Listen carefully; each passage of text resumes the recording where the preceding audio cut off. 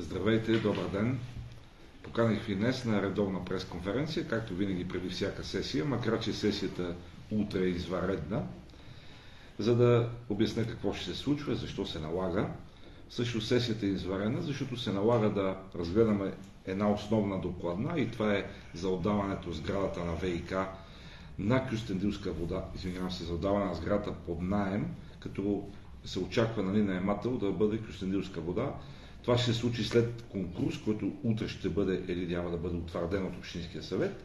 И ако бъде утвърден, ще се проведе, където се очаква Кюстендилска вода да наеме сградата за определен период. Това е, така бих казал, последващ ход след последното решение на Общинския съвет да одобри рамковото споразумение между Кюстендилска вода и ВиК Дупница и към реалното консолидиране на Дупница към оператора Кюстендилска вода. Затова се налага Общинския съвет да утвърди най-вече оценката. Вчера имаше заседание на част от комисиите, днес заседанията продължават. Ще бъде включена и втора точка в дневния ред. Втората точка се отнася, извънредна ще предложи да бъде включена, с оглед новата наредба за даровити деца.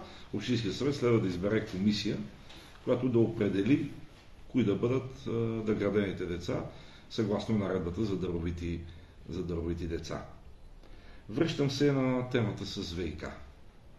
Искам много ясно да стане на всички нашите граждани, че всъщност основната причина да се пристъпи към тази консолидация, която ние отлагахме вече толкова много години, основната причина се казва Праван Ангелов Дангов. Защото кмета Дангов промени своята позиция от изборите и реши, че той вече е за консолидация към Кюстендилска вода с, видите ли, аргумента, че такава е държавната политика. Да, такава е държавната политика. И ние много пъти говорихме, че тази държавна политика следва да бъде променена. А тя може да бъде променена от Народното събрание, което одобрява водната стратегия. Водна стратегия, нова водна стратегия, която беше започната да се пише, не знам докъде са стигнали нещата, считам, че не са стигнали много далеч. Казвам всичко това, защото в общественото пространство продължават да циркулират всевъзможни слухове, всевъзможни обвинения, всевъзможни интриги, много пъти с политическа цел. И аз използвам случая да попитам господин кмет, какво ще се случи сега след консолидацията? Ще получат ли гражданите по-добра услуга? Ще получим ли сериозно финансиране? Или ще бъдат ли ремонтирани водопроводите, каналите, станциите на водоснабдителната система на Дупница? На предната пресконференция, не искам да използвам думата излъга, но той каза, че ще работи за европейско финансиране. С ясното съзнание, че европейско финансиране няма. Той го знае, защото ние заедно с него през месец ноември се срещнахме с шефката на оперативна програма Околна среда и тя ясно каза, че в периода до 27 година европейски средства за Кюстендилска област, не само за Дупница, за Кюстендилска област няма да има. Защо тогава кмета си позволи на последната пресконференция да манипулира гражданите, чрез вас, медиите, че ще работи за европейско финансиране? Проектите, които той спомена на последната пресконференция, които са и заложени бяха заложени в бюджета, кой точно проблем ще решат? Да, ще решат, може би, проблема на Самораново. Вече казвам може би, защото сега пък, виждайки избраната фирма за изпълнител на проектирането, съм най-меко казано скептичен. Знаете, че аз идвам от строителния сектор, но не искам да се правя на Дангов и да манипулирам, но съм силно скептичен, защото аз съм работил много години в тази посока, знам какво се налага, как се прави проект. Дано да не съм прав. И все пак, добре, ще се реши въпроса на Самораново. Да приемеме, че се проектира и Ехиново. Кога ще се проектира, не зная. Да се реши и Ехиново, както беше заложено в бюджета. А Дупница? Кой проблем на Дупница ще се реши? И какво ще се случи с Кюстендилска вода? Сега авариите ще продължават и ще продължават. Същите работници ще ремонтират авариите, с същите заплати, с същата техника, която сега пък скоро ние ще отдадем под наем на Кюстендилска вода. Самата Кюстендилска вода е със задължения над 4 милиона. Не е нужно да си много компетентен, за да мога да отвориш публичния търговски регистр, да видиш отчета на Кюстендилска вода за 2022 година и да видиш, че задълженията надхвърлят 4 милиона и 200 хиляди. И отново лъжата, повтарям многократно от Дангов, че задълженията на ВиК Дупница са 3 милиона. Не, задълженията са 2 милиона лева. Което е ужасяващо много за предприятие като нашето. Но защо трябва да лъжеме? Защо трябва да нагнетяваме излишни страхове? И сега какво направихме? От дружество с 2 милиона ние отиваме на дружество с задължения за 22 година над 4 милиона и 200 хиляди. Така че стигаме и до последния въпрос. Уверявам ви, много хора ми се обадиха, включително и съветници, които ме питат какво ще правим, Костадине.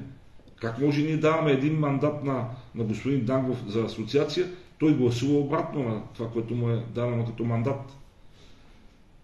И това се случва вече за пореден път. Вие знаете, че Общинския съвет гласува за сондажи, определи го за първостепенен, нареди на кмета да започне незабавно да се рестартират дейностите по сондажа.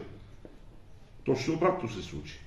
Не само, че не се продължиха дейностите, а фирмата си събра техниката и си замина. Сега ние казваме на кмета как да гласува на асоциация, той гласува обратното.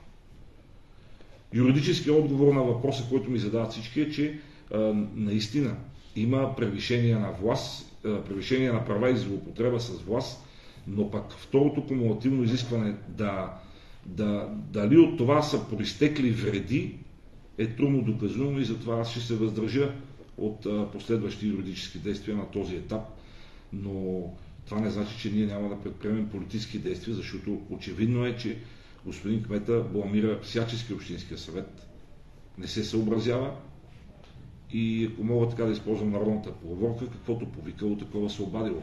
Ние сме длъжни да озаптим Данго в неговите действия, които наистина нанасят сериозни вреди вече на община Дупница. Като казах сериозни вреди, искам да ви кажа, че в следващите години могат да се случат или много добри неща за Дупница, или много лоши. Отрицателната перспектива е свързана най-вече с факта, ако и какво ще се случи с зелената сделка и с бъдещето на ТЕЦ Бобов дол. Аз като човек демократ не мога да не приветствам мероприятия по възстановяеми източници и така нататък, но като политик и като общински съветник следва да следиме политикономическите дадености. 3 милиона минимум влизат в икономиката на град Дупница вследствие на заплати и други дейности, свързани с работниците и дейността на ТЕЦ Бобов дол. Тези 3 милиона отиват в икономиката на този град. Тези 3 милиона отиват в магазините, в другите фирми. И ако се стигне до затваряне на ТЕЦ-а, тези 3 милиона ще изчезнат от град Дупница. Съпоставимо е с, също в същата посока, сигналите, които идват от бизнеса с автомобили. Там също има сериозна стагнация. Говори се за влошаване на икономическите показатели на автотърговците. Всичко това обуславя парите, които влизат в икономиката на този град. Правило номер 1 на всеки политик е, дали местен, дали държавен, е да направим така, че в икономиката на съответната общност да влизат колкото се може повече средства. Прибавете към това и около 2 милиона, между 2 и 3 милиона, които ще изтекат на годишна база към Кюстендилска вода сега с повишаването на цената и паричният поток, който стои в икономиката на град Дупница, ще се смалява все повече и все повече. А това води до последствия, до фалити на малки бизнеси, до фалити на фирми в сферата на услугите и въобще това е нещо, с което трябва да мислим. Защо казвам това нещо? Защото аз наблюдавам действия от страна на общински администрации. Да речеме в Стара Загора, Раднево, където наистина кметовете на най-засегнатите общини поставят този въпрос и казват какво правиме с средствата, като ще има затваряне на мощности, тогава средствата да бъдат насочени към общините, които са най-засегнати. Какво ще се случи в Кюстендилска област? При предвидени 110 милиона евро или грубо 220 милиона лева, в каква посока ще отидат тези пари? Какво прави община Дупница, която ще бъде най-засегната, защото между 600 и 700 човека са пряко заетите в ТЕЦ Бобов дол от община Дупница. Около 150 човека са от Бобов дол, около 100 човека са от Кюстендил и 60 човека от Сапрява брег.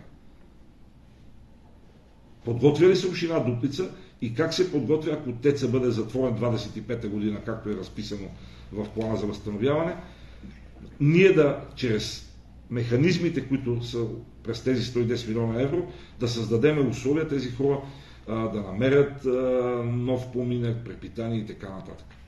Какво прави кмета в тази посока? Ето това е големия въпрос и пак ви казвам, сравнявам го с действията на кметовете на Стара Загора, на Раднево. Кметицата на Казанлък излезе и каза, Казанлък няма да участва в проекти по плана за възстановяване, защото ние не сме община, която ще пострада от затварянето на Мариците. Това нещо каза ли го кмета на Кюстендил? Не го каза, напротив. Кюстендил се готви и се готви да усвои голяма част от тези пари. Даже има и един друг аспект. Тези пари са насочени в различни посоки и общините имат много малка възможност да реализират нещо през тези плащания. Искам да кажа, че тези пари ще отидат отново в меки мерки, в преквалификации и неща, за които никой не е подготвен. И ще се случи това, което се случи в мината. Работниците ще бъдат освободени и ще емигрират или в посока София, или в посока чужбина.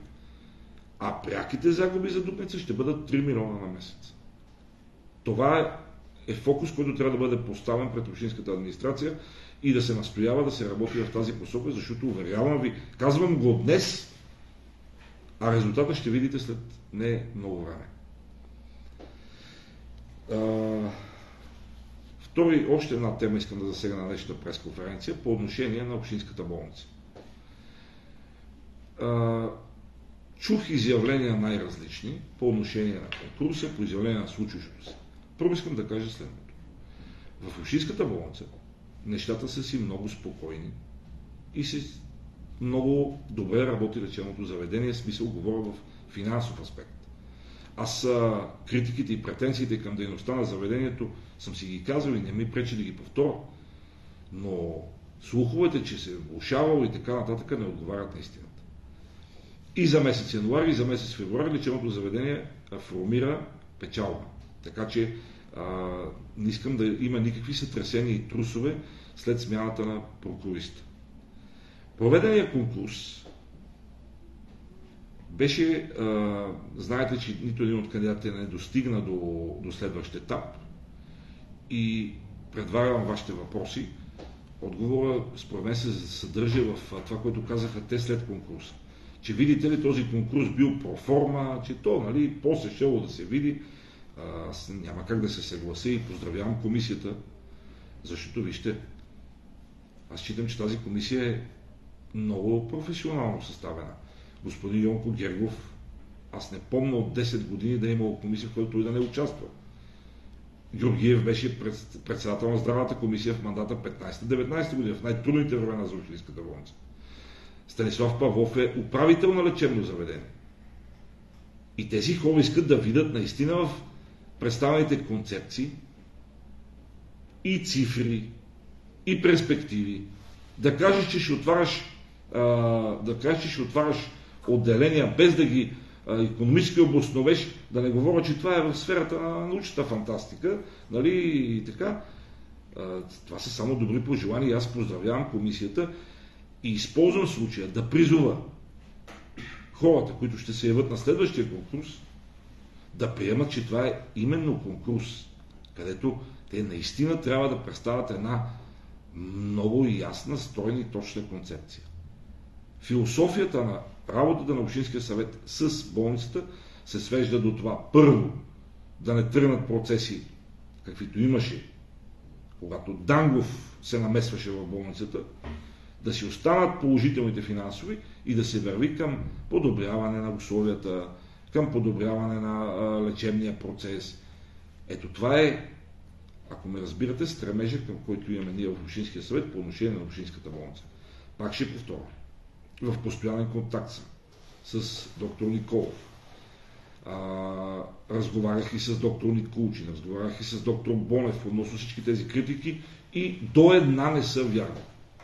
Нито ще падне нивото на хирургия, друг е въпроса как трябва да работи хирургия и по отношение на ражданията, и по отношение на дейността на самата болница като цяло.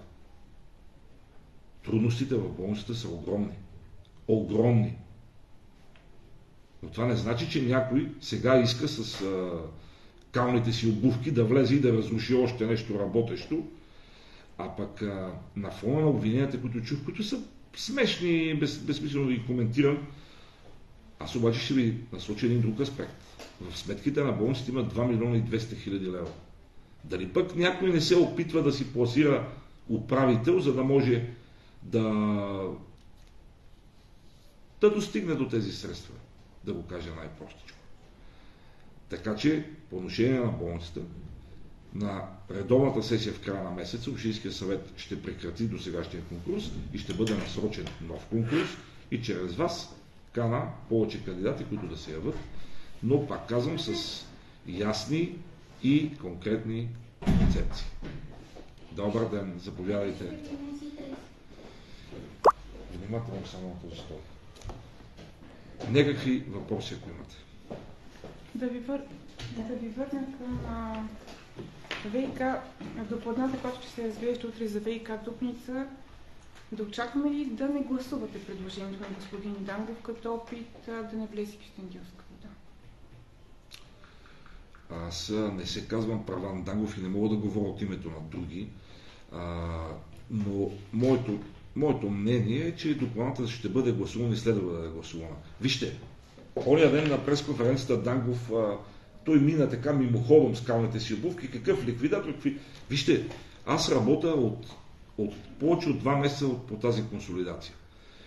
Тук е важно да се каже, в момента тече инвентар, това са много неща, които следва да се случат в ВИК. Тече инвентаризация. След това ще има последващи докладни по отношение на това, което Кюстендилска вода иска да наеме като движимо имущество от ВИК и недвижимо. И въобще ред процедури, които следва да преминат. Политически акт, гласуването на рамковото споразумение дава ход на последващите събития. Но ще има много и още действия, които да се случат. Дори знаете, че беше определена една дата като от 1 април, сега отиваме към дата 1 май, който ще стане реалната консолидация. Аз за това ви казвам, това са каскада от действия, които следва да се случат. Най-напред, утре трябва да се вземе решение за обявяване за отдаване под наем.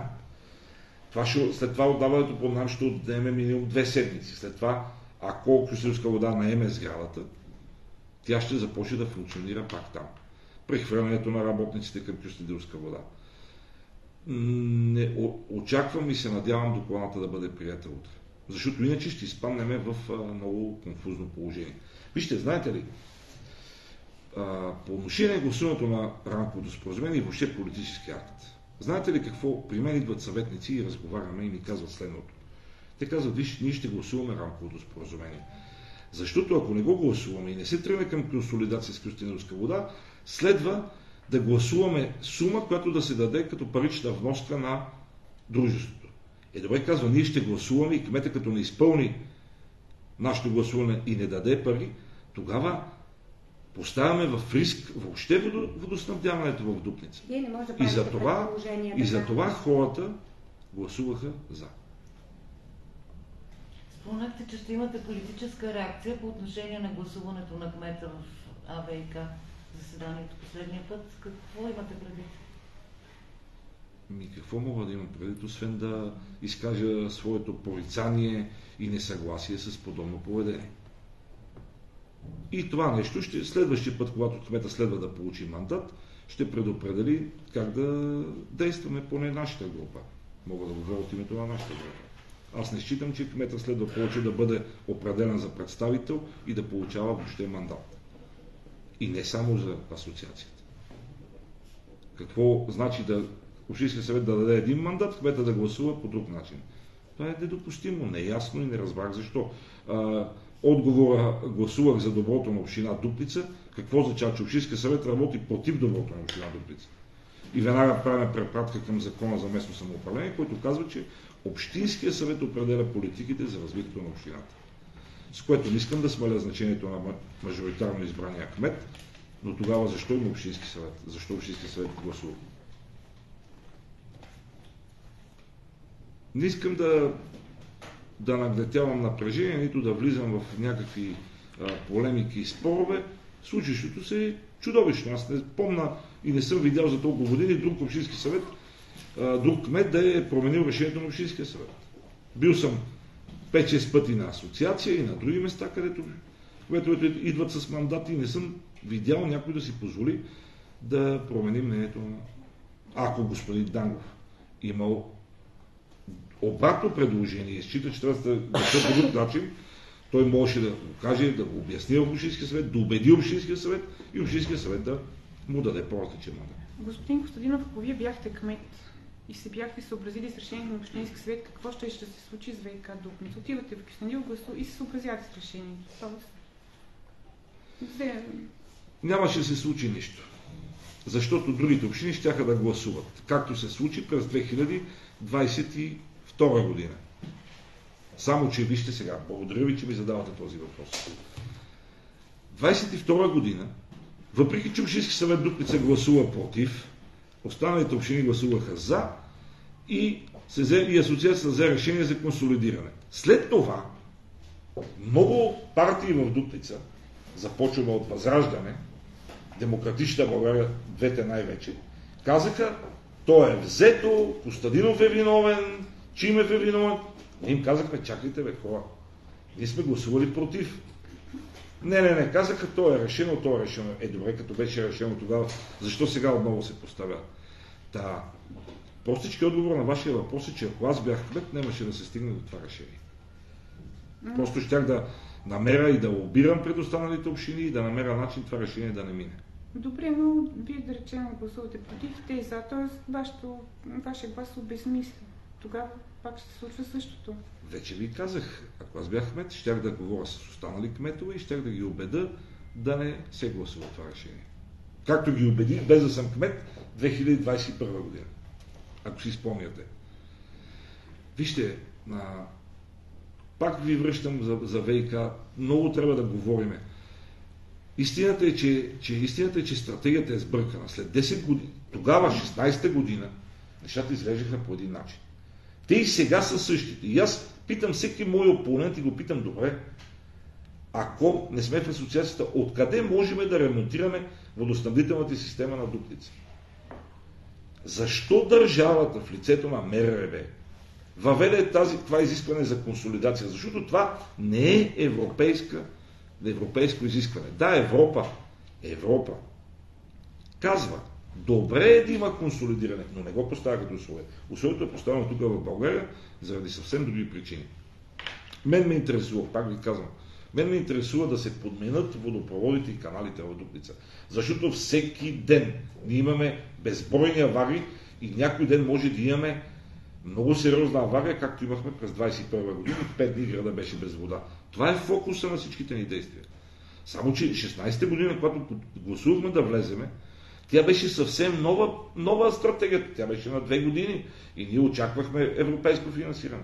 Сега, след 10 години, се видя, че тя не е наред и трябва да бъде променена. Добре, вие тогава не се ли запознахте в детайли с това, което подписате, с което се съгласявате? Разбира се, че се запознахме. И защо избързахте? Защо да сме избързали? И заради отказа на Сапарева баня са блокирани евросредствата за нас. Защо избързахте да влизате в една асоциация, където ръководният принцип е квотата? Т.е. 35% държавата в лицето на областния управител. Защото няма откъде да финансираме. Самата държава не може да финансира по-сериозна промяна.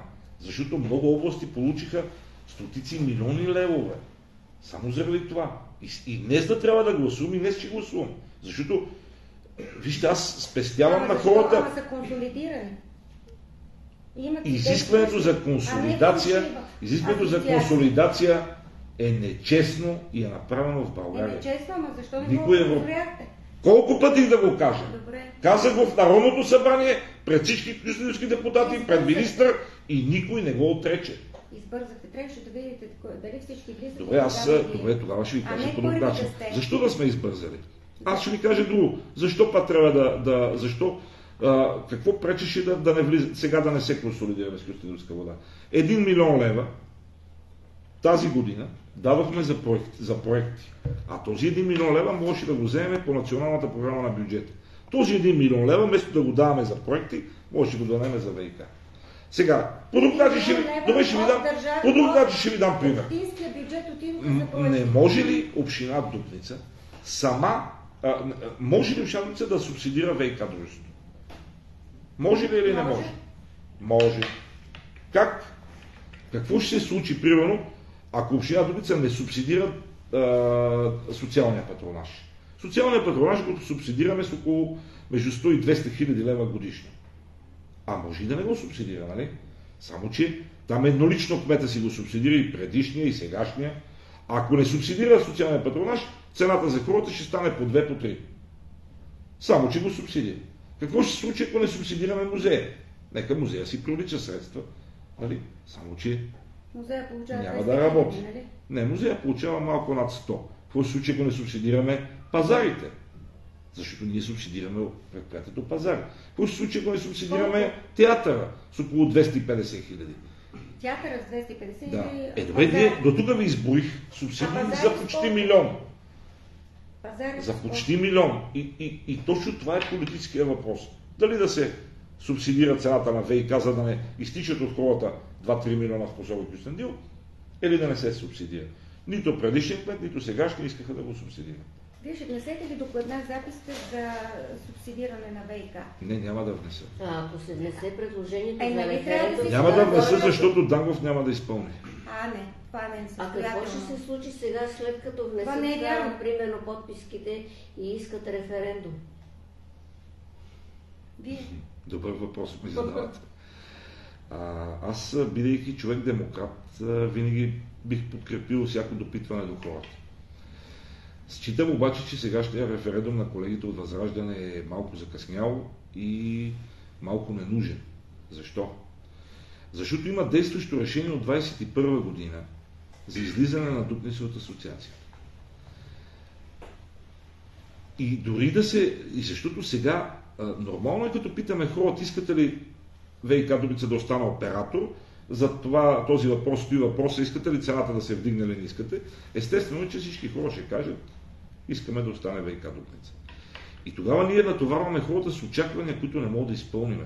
Защото ако трябва хората ще гласуват, ще се проведе референдума, хората ще кажат, искаме ВиК Дупница да остане, само че не може да остане, защото ние сме зависими, пак казвам, от националната политика, от действията, от изискванията на асоциациите. И по този начин, този референдум ще излъжиме нашите съграждани. Второ, казвам, не е навременно. Къде бяха Възраждане, когато ние организирахме протест? Когато казахме, че не е честно, че с Дупница се злоупотребява. Къде беше тогава? Къде бяха тогава Възраждане? Защо не дойдоха на протеста? Може и да са били, но аз не помня. Мисля, че не са били. А сега организират референдум.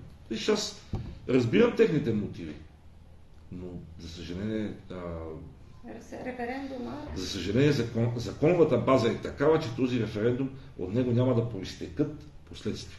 Това го казвам със съжаление. Ако съберат 3000 подписа, какво се случва? Каквото е необходимо да се случи, ще се случи. Ако следва да има решение за референдум, разбира се, че ще бъде проведен референдум. И като се проведе... Ето това е въпрос. И като се проведе какво? Ще бъде знак към кого? Към МРРБ или към кого? Аз още миналия декември, миналия Гюргьовден или Великден, не помна, миналата година отидох в Кюстендил на среща с депутата от Възраждане, Димчо Димчев. И му дадох предложение какво следва да се промени в закона. Съвсем малко. Само една клауза в закона. Какво може да се промени, за да остане ВиК наистина оператор? Господин Димчев ми каза, че те работят за излизане от асоциация и така нататък. Това беше миналия Великден. Повече от година. Затова казвам, че Възраждане тичат малко след вятъра. Ако тогава господин Димчев, и не само на него, но на него му дадох подготвен текст, който ние с юриста Милен Попов подготвихме и му го дадох готов, само да го внесе. И му казах, господин, говорихме повече от 2 часа. Говорих с неговата колежка от Благоевград, където и на нея и разказах, той Благоевград е в нашата позиция. И аз, те тръгнаха по друг път да променят закона, така че с решение общински съвет да се излизат от асоциациите. Да. Аз опитах да му обясна, че само с такъв текст няма да се случи, защото трябва да се промени цялата законодателна база в системата на ВиК. И сега изведнъж Възраждане трябва да правят референдум. Аз им пожелавам успех. Ще подкрепя техния референдум. Ще гласувам за. Обаче трябва да се каже... И се подписахте за референдум? Не съм се подписал, защото не съм имал още възможност, но ще излъжеме хората. Ще ги натовариме с очаквания, които не могат нито Възраждане, нито ние. Хем ще ги подкрепите, хем ще излъжете хората. Добре. Хем ще ги подкрепите, хем ще излъжете хората. Да, ще ги подкрепя, защото след като са събрали толкова много подписи, следва да изпълним закона и да проведем референдум. И това е. И аз питам ето този въпрос аз задам към Възраждане. И като се гласува референдума, и какво ще се случи след това? И кажете вие. Аз не очаквам да се случи. Трябва да изпълните решението, което са записали в референдума. Трябва да извадите ВиК от Кюстендилска вода. Нали така? Чакайте малко сега. Трябва да извадите ВиК от Кюстендилска вода. Ето това казвам и аз, че не можем да го направим, защото това... Ама референдум е сила на закон. И той се изправя точно срещу вливането в Кюстендилска вода, което гласувате. Нали така става? Не знам как да се изразя, явно не се изразявам достатъчно ясно. За да остане ВиК оператор, следва или да напусне асоциацията, или да стоим в някакво такова хибридно положение, както и до сега. Няма отношение към асоциацията. Обаче, вижте, ние нямаме и време. Докато се проведе референдума, докато се предприемат следващи действия, консолидацията с Кюстендилска вода ще бъде вече осъществена. И не искам да казвам, че това е популизъм. Не искам да го казвам. Бих казал, че това са действия на хора, които не са проучени достатъчно добре. Добре, значи ние... Добре, тогава да кажа следното. Значи ние сега ще се консолидираме от 1 май с Кюстендилска вода. Да речеме юни месец или юли ще се проведе референдума. Този референдум ще каже ВиК Дупница да остане оператор. Да. И след това какво? След това ние трябва да поискаме... Защото има силата на закон референдум. Кой остава, след като ВиК Дупница вече няма да го има? Юли месец ВиК Дупница няма да има. Тогава ние, за да изпълним референдума, ще трябва да поискаме образуване на ново предприятие, да поискаме излизане от асоциацията по ВиК, да поискаме да внесеме бизнес план на новото дружество в КЕВР. И това ще направим. Ако така повелява закона, това ще направим. Това обаче не значи, че ние можем да останем тези няколко месеца без дружество. Да. И 150 хиляди за референдум и за новото дружество, не знам с какъв капитал, сигурно 150 хиляди за референдум, ние 700 хиляди за охранителна фирма ще дадем. Кмета ще даде без съгласие на общинския, без решение. Тук са боядисват фасади. Миналите боядисваха младежки дом, сега тук боядисват фасади. Не се толкова безпокойте. За Бушина Дупница има пари. Виждате, кмета прави ремонт на кабинети, позволява си разходи, дарява. Друг е въпросът, че защо не... Има заложени средства за ремонти. Сградата на общината, дупничани са на мнение, че правилно трябва да се ремонтира. И аз съм на мнение, да. Защото ние сме град. Сега да очакваме вашия кабинет. Точно така, и аз съм съгласен. По всички въпроси, че след като има пари за ремонти на общината, сигурно ще има пари за референдум. Това казвам, не е, че съм против да се ремонтират вашия кабинет? Може би съм малко против да се боядисва фасадата на общината, ама никой не ме е питал. Защото така мисля. Да, чух, че така сте мисля. против и се коментира оживено на кафето, че не трябва да се боядисва, а пък всъщност се боядисва. Добре, не искам да казвам, че съм против, не съм достатъчно запознат. Така не съм окей камък да се боди с латекс, нито на младежкия дом, нито на община. Това ще кажа. Това латекс е? Не мога да кажа какво Не е латекс. Добре. Саген, ако не е латекс. Добре, други въпроси имате ли, защото много Кога ще ремонтират вашия кабинет? В очакване сме, както Пихте виждате. ли кафе с господин Дангов? Не сме пили кафе.